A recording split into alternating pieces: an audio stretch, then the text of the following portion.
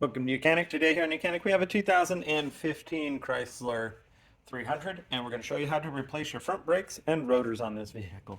So here we have our front brake and rotor on the vehicle. This is the right hand side. You repeat this process on the left hand side also.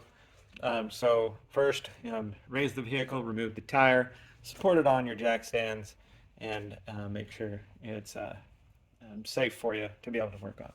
So tires removed, I've turned the steering wheel to the left just to give easier access to the rotor or the brake caliper unit. So we have two size 13 millimeter bolts that we need to loosen, which is what gets our caliper separated from the carrier. And we'll do that, and then we can be able to push the pistons back for the brakes, and then we'll get to the rest of it.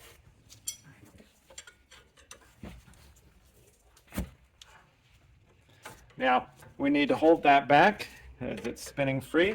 That's an 18 millimeter.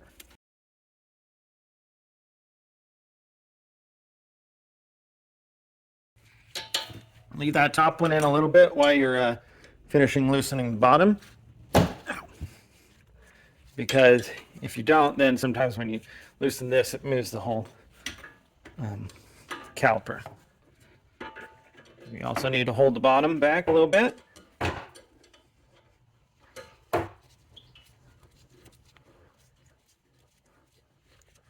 Which is actually a good sign that these glide pins are very lubricated to be able to move independently. Okay, so we've got those two bolts out. Now we should be able to pry this out. We can use our pry bar just in there, give it a nice little pry, and we can move and rotate that up there. We have a good spot where we can just set this up on the top. And then we've got our brake pads. Let's go ahead and pop those out. We're just going to look at them just to see if there's anything different. These look exactly the same on both sides, so when we put new ones on, we don't have to worry. Right? We're going to push this piston back while we're at it. I like to put a brake pad in there just so I can get a nice straight contact on it and be able to push that piston back without any issues.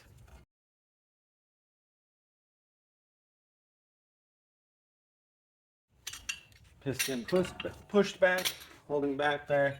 I'm just going to put a bar up here just to hold it up there in case, because we don't want to cause extra stress on our brake line here. So because we're removing our brake rotor, we need to remove this carrier. All right, so the carrier bolts, they are a size 21.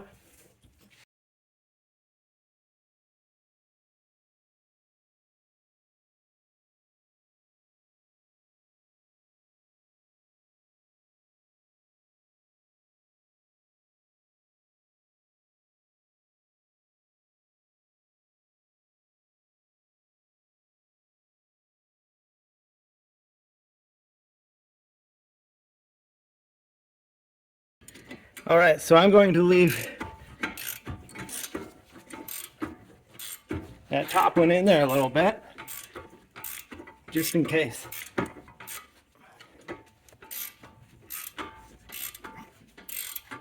This bottom one gets kind of crazy.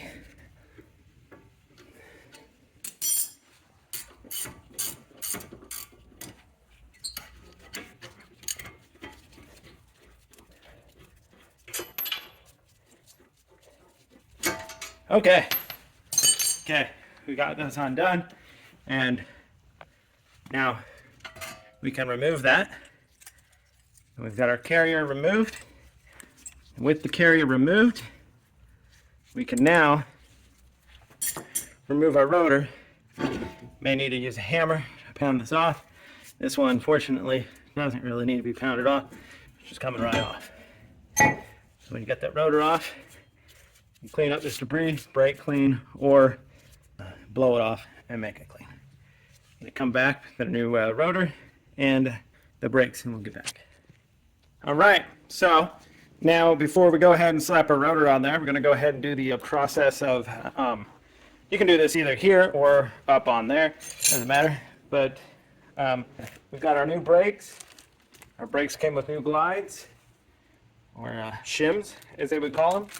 And so we're going to make sure that they match the shims on there.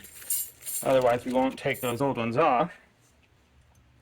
They seem to be of the same size, so we're good there. So take that shim off. Just kind of get some of the rust and stuff off there if we needed to.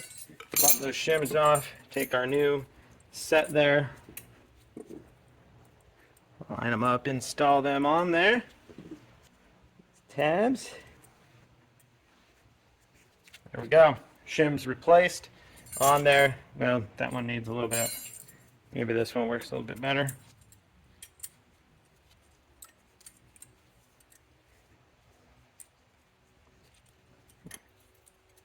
All right, number 1, 2, we want to remove these glide pins out, clean them off, replace new grease on them, and put them back in.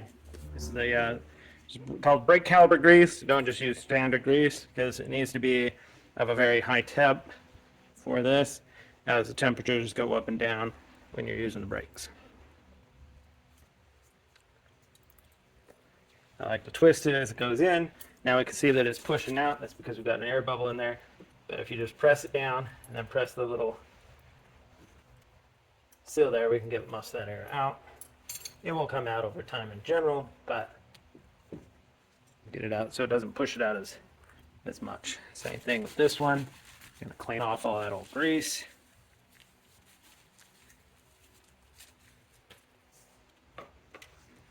Let's apply some new.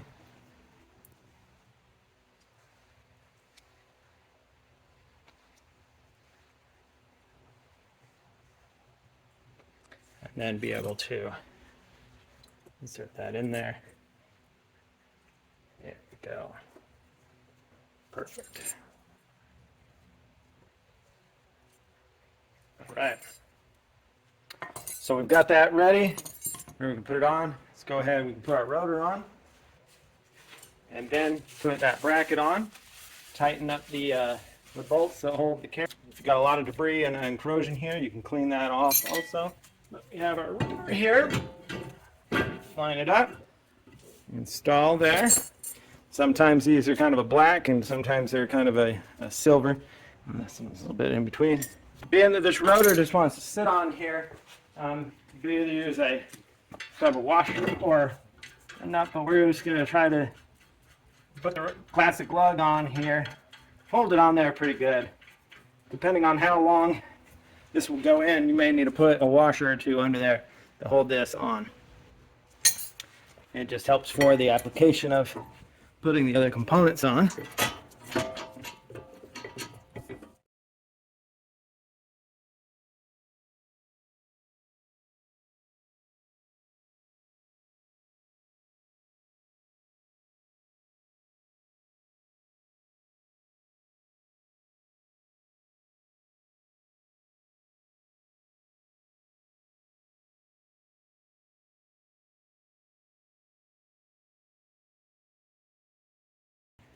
All right, it's on there, that's tight. Let's go ahead and take our new brakes.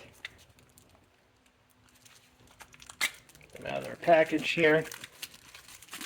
Now, we have this shim that didn't want to, the new shim didn't want to stay on there very well. So we just gotta make sure we put that up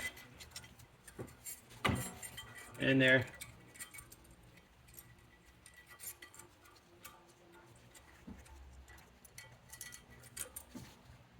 Go.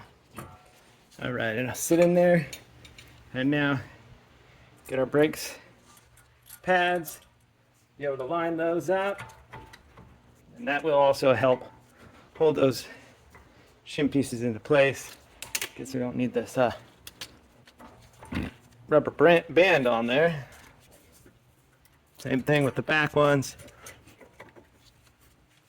Okay, you have those in place. And now we're able to bring the caliper down and get that on.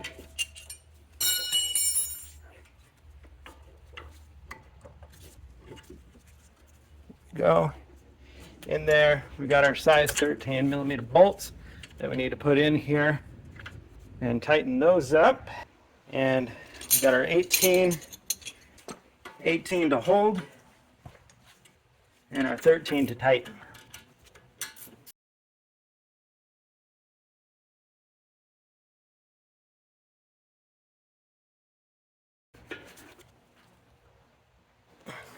All right, that's all tightened up. Now you'll be able to put your tire back on, torque your tires to spec, the lug nuts to spec, and then you're gonna repeat this process for the other side. And then you will make sure that you pump the brakes a few times to make sure that all the fluid gets back into the caliper, so that your brakes are very close to the rotor, so that when you do hit the brakes and need to stop, you'll be able to stop. Thanks for watching Mechanic, where you can be the mechanic. Chrysler 300 of 2015. Thanks for watching Mechanic.